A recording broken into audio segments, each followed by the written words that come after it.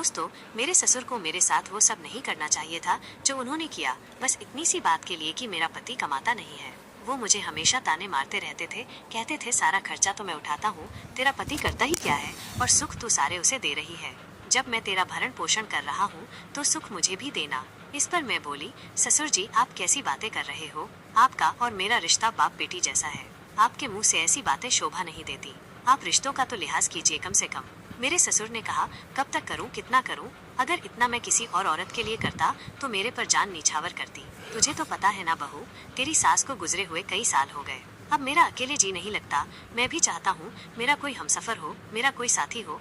मैं बोली, ससुर जी अगर ऐसी बात है तो कर लीजिए आप भी दूसरी शादी, जैसे दुनिया करती है। आजकल तो बूढ़े बूढ़े लोग भी दूसरी शादी कर रहे हैं, आप भी कर लीजिए। इस पर मेरे ससुर ने जवाब दिया, मेरी सारी कमाई, मेरे सारे पेंशन के पैसे तो तेरे इस मेकअप पर और खाने पीने पर खर्च हो जाते हैं। तेरा पति तो तेरे लिए कुछ करता नहीं है। मैं दूसरी लुगाई ला करके उसे खिलाऊंगा या तुझे बता? मैं बोली, ससुर जी हम लोग तो आपके परिवार का हिस्सा हैं, मैं आपकी बहू हूँ। आप मेरे लिए नहीं करोगे तो किसके लिए करोगे? और रही बात आपके बेटे की ना कमाने की, तो वो नौकरी तो ढूंढ रहे हैं। जैसे नौकरी लग जाएगी वो अपना घर संभालने लगेंगे। बस आप कुछ और दिन के लिए सहारा बन जाएं हमारा। इस पर मेरे ससुर ने कहा, बस अब मैं और तुम्हारी मदद नहीं कर सकता हूँ। बदले में अगर मुझे कुछ मिलता है तो ठीक, वरना तुम लोग अपना अपना देख लो। खर्चे मैं करूँ और सेवा तुम उस निकम्मे इंसान की करोगी, ये मुझे बिल्कुल बर्दाश्त नहीं।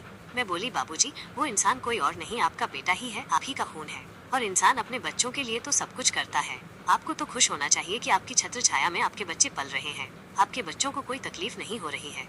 मेरे ससुर जी ने कहा, देख मुझे बड़ी बड़ी बातें अच्छी नहीं लगती और मैं ये सब सुनना भी नहीं चाहता हूँ। देख तेरे पति से बोल देना, वो 2 दिन में काम ढूंढ लेता है तो ठीक है, वरना आगे से मेरी कमाई का भरोसा ना करे, क्योंकि मैं जा रहा हूँ दूसरी शादी के लिए बातचीत करने अपने दोस्तों से।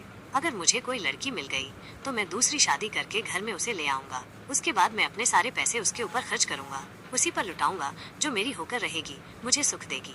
कह करके ससुर जी घर से बाहर निकल गए। जब मेरे पति घर पे आए शाम को तो मैंने उन्होंने सारी बातें बताई।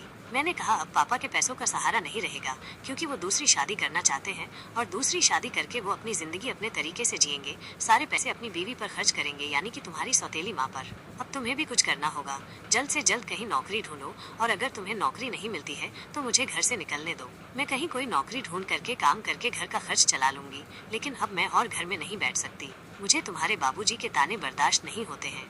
पता है बाबूजी क्या कह रहे थे? जब सारा खर्च मैं उठता हूँ, मैं तेरे लिए सब कुछ करता हूँ, तो तू सुख अपने पति को क्यों देती है? वो सब मुझे क्यों नहीं देती है? बताओ, ये बातें अच्छी लगती हैं क्या ससुर के मुंह से अपनी बहू के लिए? इस पर मेरे पति ने कुछ जवाब नहीं दिया। वो मायूस होकर बोला, मैं क्या कर सकता हूँ, मेरे हाथ में कुछ नहीं है, मुझे